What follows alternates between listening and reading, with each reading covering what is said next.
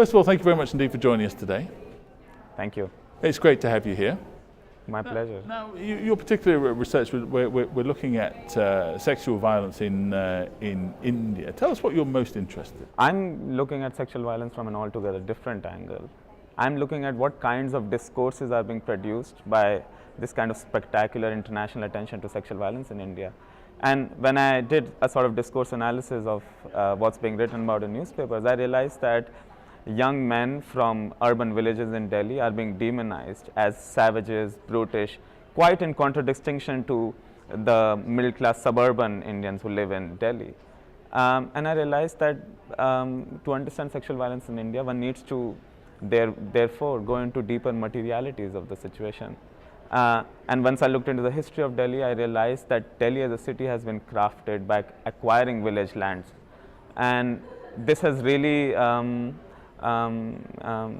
the magnitude or scale of this acquisition has increased tenfold in the last decade. And the state plans to double the urbanized area of Delhi in the next decade, a very short period of time, which is forcing young men to confront a very precarious future.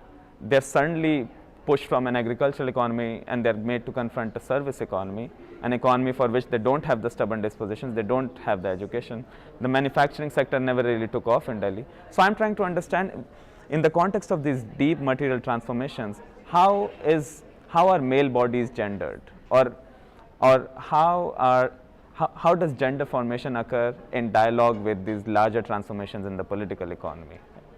What do you think, but this is, as you said, this is a process that is just getting going in many ways. So what do you think the future holds here?